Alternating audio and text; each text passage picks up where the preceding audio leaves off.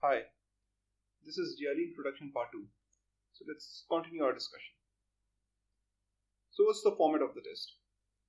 Well, in most countries, the GRE is a computer-based test, which means that you have to take the GRE on a computer instead of a paper. In addition, GRE is also an adaptive test. So let's talk about what an adaptive test is. So let's say this is your first verbal section, and generally your first verbal or quantitative section that you get is of a medium difficulty. Assume you perform really well on this subject, on this section. So the next section that you get would be of harder difficulty because you have performed really well on the previous verbal section. Instead, if your first verbal section didn't go that well, so your second verbal section would be relatively easier.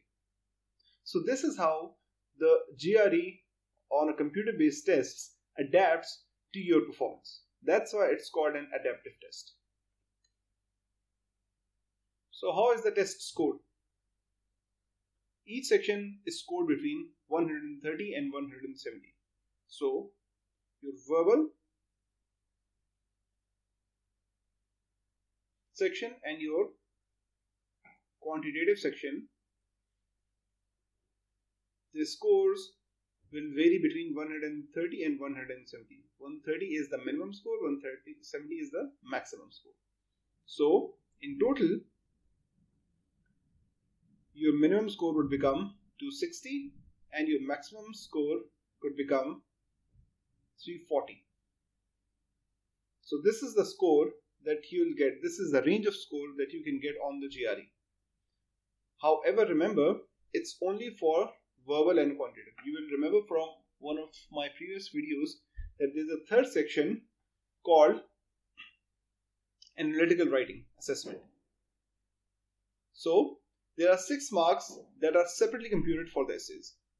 So your essays are scored on a range of 0 to 6. 0 being the lowest, 6 being the highest. And you can't add the score you get on your essays to your scores on the verbal and quantitative. So these two are reported separately. So you can, let's say if you did really well on your essays, so you can get a score of 5 on your essays, and let's say a score of 320 on your verbal and quantitative combined. So this is how your test scores are reported. This is a chart that gives you the percentile rank of the scores. On this first column, you have the scaled scores, means this is the score you get on either the verbal or the quantitative. And these are the percentile ranks. So this is the percentile rank for the verbal reasoning section. These are the percentile ranks for the quantitative reasoning section. So let's talk about what's a percentile rank. So if your score on the verbal section is 153, so your percentile rank would be 61 for verbal. Whereas if your quantitative score were 153, your percentile rank would be 50. Now you can clearly see that the same score is giving you different percentiles. This means that people tend to score better on quantitative reasoning section. Similarly, if you have a score of 158, your percentile rank would be 80th. But your quantitative percentile rank would only be 68th.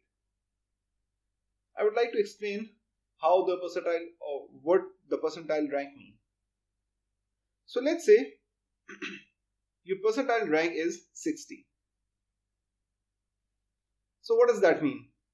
That means that on average, out of all the people that have taken the GRE, 60% of the people score below what you have scored. Let's say your score was 153. Let's say you scored 153 and you got a percentile rank of 60th on verbal. Let's assume. So what does that mean? That means the 60th percentile rank mean that you're among the top 40% of the students in the verbal section.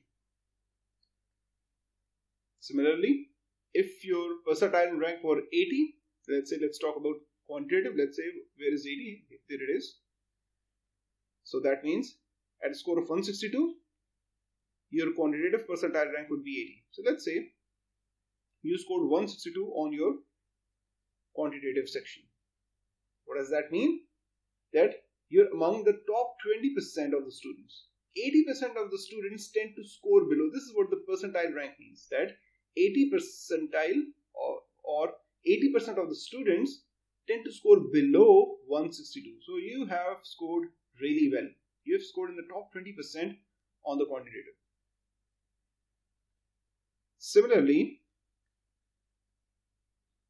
a 90th percentile would mean, let's say for quantitative, the 90th percentile is at 166, and for verbal it's around, let's say, 162. So to get a 90th percentile in verbal, you need to score 162, and for quantitative, you need to score at least 166. This would mean that if you score 162 on the verbal, that means you have a 90th percentile on verbal. If you have 166 on quantitative, you would have also a 90th percentile on the quantitative.